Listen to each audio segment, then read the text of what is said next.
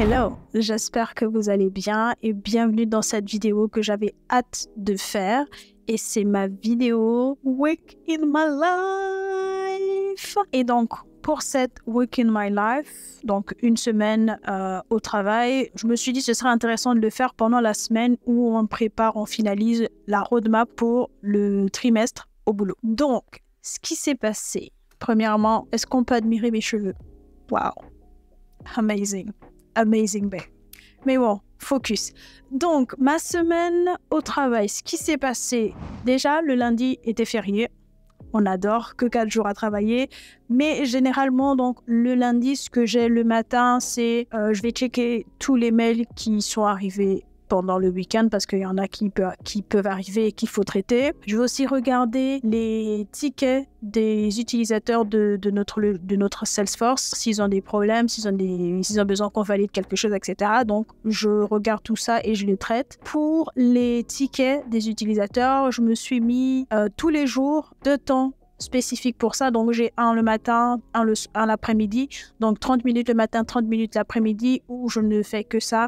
Si j'ai pas beaucoup de tickets et que je peux les faire en 10 minutes, bon, bah, ça, c'est cool, c'est traité, c'est réglé. Si ça me demande un peu plus de temps, bah, généralement, soit je vois avec mon manager parce qu'il est beaucoup plus fort que moi là-dessus, soit je les passe en backlog parce que ça nécessite de faire des évolutions qui sont beaucoup plus prenante que les simples 30 minutes de traitement sur le temps de traitement des tickets. Donc voilà, généralement c'est ça. Ensuite, je vais préparer le point parce que toutes les semaines, on a un point avec notre manager et donc soit ça va être la sprint planning, donc on va préparer le sprint sur les 2 prochaines semaines, soit on va avoir la sprint review, donc c'est le point de mi-étape pour savoir où on en est justement dans notre sprint, les avancées qu'on a pu faire, etc. Bah après, généralement, notre manager est à côté. Si on a un point, faire évoluer, voilà. Donc, on l'appelle et puis on en discute et puis voilà.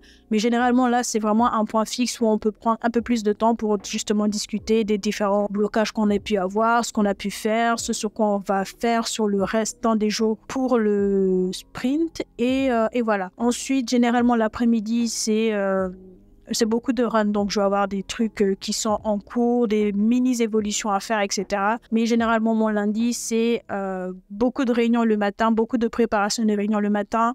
Et l'après-midi, c'est soit j'ai pas mal de réunions, soit j'ai des évolutions assez rapides à faire. Donc, c'est à ce moment-là que je le mets généralement. Donc, la semaine commence, on est mardi. Donc, à nouveau, je check les mails et les tickets que j'ai dans le Salesforce. Est-ce qu'il y a des problématiques à traiter qui sont assez rapides? Je le fais. Sinon, pareil, je les mets en backlog, etc. Ensuite, comme je l'ai dit, donc là, c'était notre semaine où on avait, la semaine précédente, on avait validé les projets qu'on allait travailler sur notre trimestre, donc c'est notre roadmap, les projets principaux sur lesquels on allait s'attarder. Donc là, ce matin, ce que je décide de faire, c'est de prendre tous les différents projets que j'ai et de les détailler pour voir ce que je vais devoir faire, les personnes avec qui je vais devoir échanger pour justement faire avancer le projet, répondre aux différentes questions que je pourrais avoir. Donc ce sont mes parties prenantes sur les différents projets et voir s'il va y avoir des blocages, s'il y a des risques que le projet ne puisse pas avancer, etc. Donc ça, généralement, ça me prend une bonne partie de la matinée pour pouvoir détailler et découper bien les différents projets. Donc, par exemple, si je prends ma fleur orange, mon projet fictif que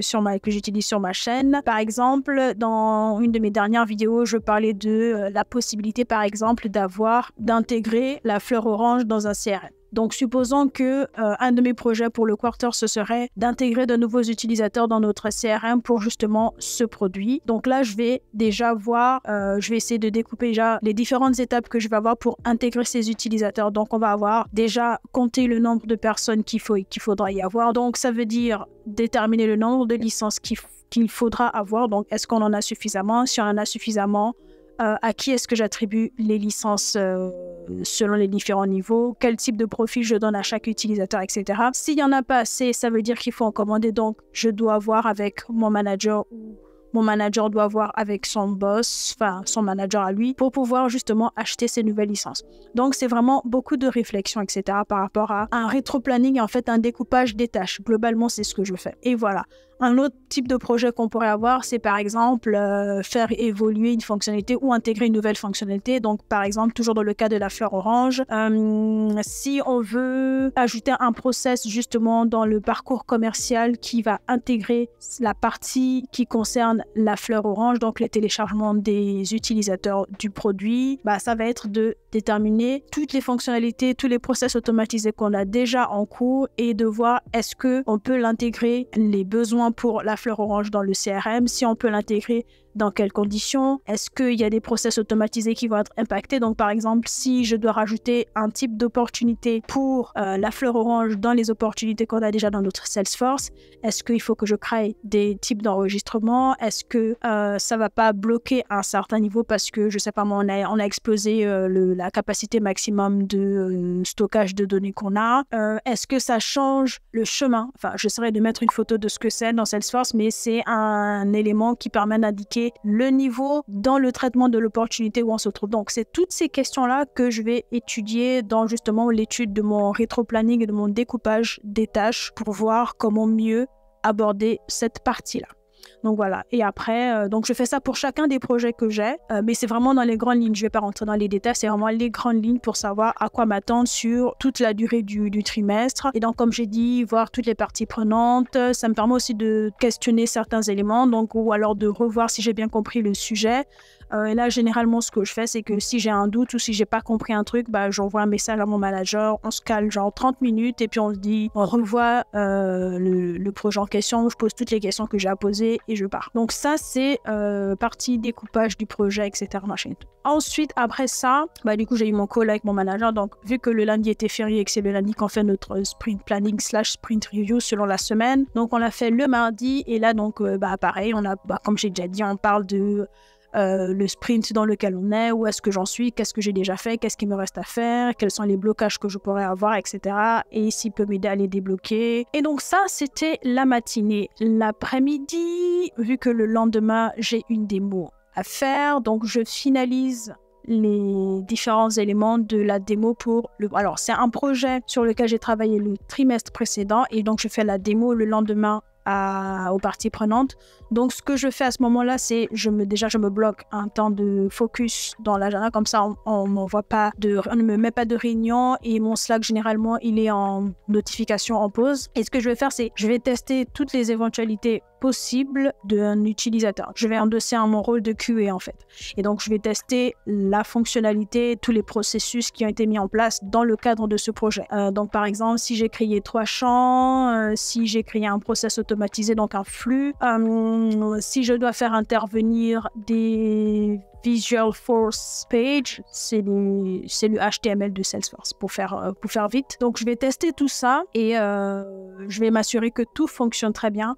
Bon, pour le coup, ça n'a pas fonctionné très bien parce qu'il y a des trucs encore qui ne fonctionnaient pas parce que, par exemple, j'avais des champs qui n'étaient pas accessibles. Donc, accessibles, c'est-à-dire que ils étaient créés, mais je n'avais pas activé la possibilité à l'utilisateur, parce que je teste en tant que l'utilisateur, je n'avais pas donné la possibilité à l'utilisateur de pouvoir utiliser ces champs. Donc, lorsqu'il lance le flux, le process automatisé du projet, il ne peut pas mettre à jour le champ en question parce qu'il n'a pas le droit pour utiliser ce champ. Donc, c'est tous ces petits trucs-là que j'ai essayé d'arranger. Et donc, quand j'ai fini, il était déjà à la fin de journée parce que ça m'a pris beaucoup de temps entre les différentes urgences qu'on m'a remontées. Donc ça, c'était mardi. Le mercredi, je n'ai pas filmé parce que la vie de vlog, c'est pas encore ça. Mais j'ai travaillé toujours sur la continuité de notre semaine sur la roadmap. J'ai travaillé sur une présentation, donc toujours le lendemain. Donc là, on est mercredi. Donc jeudi, j'ai une présentation à faire avec mon équipe. Donc, tous les membres de notre département, on va présenter les différents projets que chacun de nous va avoir sur les 3 prochains mois. Donc, j'ai préparé ma présentation, les différents éléments pour être sûr que je restais dans le timing qui m'était alloué et qu'en même temps, c'était compréhensible et d'avoir aussi le temps de préparer les différentes questions qui pourraient survenir, qui pourraient arriver par rapport à ça. Donc, voilà. Et après ça, on m'a remonté un bug qui était bien pénible et qui m'a pris beaucoup de temps et beaucoup de maux de tête pour le résoudre. Je pense que c'est peut-être pour ça que je n'ai pas filmé. Mais non, en vrai, parce qu'on me l'a remonté j'avais déjà commencé ma journée de travail. Donc voilà, je ne sais pas pourquoi j'ai pas filmé, mais bon bref, vous avez l'information de ce que j'ai fait le mercredi. Donc jeudi, je vais au bureau parce que justement, on a la présentation avec l'équipe et j'avais ma démo. Donc je préfère faire mes démos en présentiel. Donc je suis allée au bureau, je m'installe tranquillement, je pose mes affaires et comme tous les matins, je check mes mails, je check les tickets, je traite ce que je peux traiter assez rapidement à ce moment-là et ensuite je passe à autre chose. Là, je suis au bureau et j'ai une démo à 9h30 et ensuite j'ai un atelier de recueil de besoins pour faire évoluer un projet sur lequel j'ai déjà travaillé. Je vous laisse Andrésa de la narration vous expliquer tout ça. Ce qui se passe, je fais ma démo, généralement selon la complexité du projet, ça peut prendre entre 1h et 1h30 pour aussi justement avoir le temps que les parties prenantes puissent poser toutes les questions qu'ils peuvent avoir et remonter tous les feedbacks qu'ils pourraient avoir. Donc, il faudrait rajouter ceci, il faudra enlever cela, ah ça j'ai bien aimé mais je n'ai pas encore compris, etc. Et donc ça permet d'échanger justement avec les parties prenantes, prendre le pouls de savoir si on a bien réussi, on a bien compris ce qu'ils attendaient, si on a bien livré, on n'a pas encore livré, mais si en tout cas on a bien développé ce qui répondait à la problématique qu'ils avaient. Et ensuite après ça, j'ai fait un atelier de recueil de besoins, mais si c'est un atelier de recueil de besoins, mais c'était sur un projet que j'avais déjà livré et en gros c'était une évolution, donc il fallait prendre les besoins de ces utilisateurs-là pour ensuite l'implémenter dans le projet sur lequel j'avais travaillé. Du coup, ma démo s'est très bien passée, les parties prenantes ont bien aimé ce que j'ai développé, il y a eu des retours sur certains éléments, donc je vais faire les modifs nécessaires et représenter ça du jour en les parties prenantes avant de faire la mise en prod assez rapidement. Et la réunion sur le recueil des besoins s'est aussi très bien passée, il y a eu moins de choses que ce que j'avais prévu de faire, donc ça c'est cool. Il n'y aura pas le gros process automatisé à créer derrière, donc ça c'est cool. C'est principalement des champs et quelques règles de validation ici et là à mettre, donc amazing. Donc là je vais finaliser la presse que je dois faire tout à l'heure pour notre réunion d'équipe. Donc on a notre département où on va se présenter les projets sur lesquels chacun de nous va travailler pour ce quarter. Donc moi je vais préparer ça, je vais finaliser ça puisque j'avais déjà commencé. Là je vais le finaliser pour que ce soit présentable et concis et que je ne m'éparpille pas quand je ferai la présentation tout à l'heure. Donc voilà, et après ça, déj, réunion, et après, je vais faire évoluer les éléments que je dois modifier suite à ma démo de ce matin, et puis voilà, je crois qu'on est bon, on a le programme de la journée. Donc une matinée assez chargée en réunion et en élément assez important à faire avec les parties prenantes et ça permet de mettre le point sur le fait que la communication régulière tout au long du projet, tout au long du trimestre sur les projets sur lesquels on travaille, c'est important pour être sûr qu'on a bien cerné la problématique des utilisateurs, est-ce qu'on va bien répondre aux besoins, la communication et encore la communication pour être sûr qu'on fait bien les choses. Voilà. Donc je vais prendre en compte tous les feedbacks que j'ai eu pendant justement la démo pour les différentes évolutions et je vais voir les impacts qu'ils vont avoir. Donc par exemple, si je reprends le cas de la fleur orange, je vais avoir par exemple développé, je sais pas moi, une fonctionnalité qui envoie un mail au responsable marketing à chaque fois qu'il y a un utilisateur qui télécharge une image.